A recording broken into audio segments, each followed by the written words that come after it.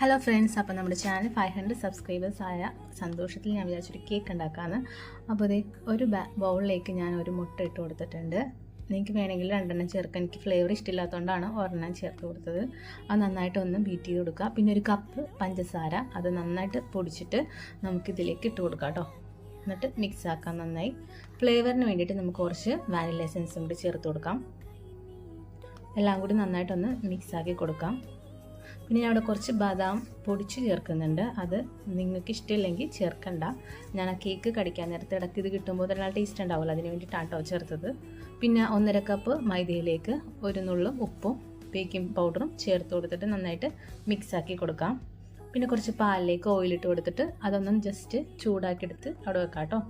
നമുക്ക് ഈ പൊടിയിലേക്ക് നേരത്തെ മിക്സാക്കി വെച്ചിരിക്കുന്ന മുട്ടയും പഞ്ചസാരയിൽ അത് ഇട്ട് കൊടുത്തിട്ട് നന്നായിട്ട് മിക്സാക്കി കൊടുക്കാം. പിന്നെ നമ്മുടെ പൊടിച്ച ബദാമും കൂടി ചേർത്ത് കൊടുത്തിട്ടുണ്ട്. പിന്നെ കുറച്ച് ചോക്ലേറ്റ് ഞാൻ ഇവിടെ മെൽറ്റ് ചെയ്ത് വെച്ചിട്ടുണ്ട്. അതിലേക്ക് നമ്മുടെ ഈ ബാറ്ററിൻ്റെ കുറച്ച് ഭാഗം മാത്രം ഇട്ട് കൊടുക്കാം.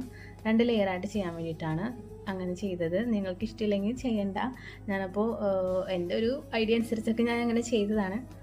അപ്പോൾ അതേ നമ്മുടെ മോൾഡിലേക്ക് ഞാൻ കുറച്ച് ഓയിൽ തടവി കൊടുത്തിട്ടുണ്ട്. അതിലേക്ക് നമുക്കിത് കുറച്ച് ഒഴിക്കാം. പിന്നെ നമുക്ക് വീണ്ടും മറ്റേ ബാറ്റർ നമുക്കിതിലേക്ക് ഒഴിച്ചു കൊടുക്കാം. പിന്നെ നിങ്ങളുടെ കലാവിരുദ്ധനുസരിച്ച് അലങ്കോലപ്പണികളൊക്കെ ചെയ്യാം. എനിക്ക് തോന്നുന്ന പോലെയൊക്കെ ഞാൻ ഇതുപോലെയൊക്കെ ചെയ്തിട്ടുണ്ട്. അലങ്കോലപ്പണികൾ നിങ്ങൾക്ക് ഇഷ്ടമാണെങ്കിൽ ചെയ്യാം. അപ്പോൾ ഇതേപോലെ ഞാൻ ചെയ്തെടുത്തിട്ടുണ്ട്. ഇഡ്ഡലി പാത്രത്തിൽ വെച്ചാണ്ടോ ഞാൻ ഇത് ബേക്ക് ചെയ്തെടുക്കുന്നത്. അപ്പോൾ ഇതിലേക്ക് വെച്ച് കൊടുത്തിട്ടുണ്ട്. ഇനി നമുക്ക് വേവിച്ചെടുക്കാം. അപ്പോൾ സാധനം റെഡി ആയിട്ടുണ്ട്. ഒരു സ്റ്റിക്ക് വെച്ച് നമുക്ക് കുത്തി നോക്കുമ്പോൾ അറിയാൻ പറ്റും അത് വെന്തിട്ടുണ്ടായില്ലേ എന്നുള്ളത്. അപ്പോൾ ഒന്നും ആയിട്ടില്ല. അപ്പോൾ സാധനം വെന്തിട്ടുണ്ട്. അപ്പോൾ ഇനി നമുക്കിനി കട്ട് ചെയ്യാം. അപ്പോൾ എല്ലാവരും ചാനൽ സബ്സ്ക്രൈബ് ചെയ്യുക. ചെയ്യാത്തവരൊക്കെ ഉണ്ടെങ്കിൽ ചാനൽ സബ്സ്ക്രൈബ് ചെയ്ത് ലൈക്ക് ചെയ്യുക. അപ്പോൾ വീഡിയോ ഇഷ്ടപ്പെട്ട എല്ലാവരും സപ്പോർട്ട് ചെയ്യണേ. Okay, by.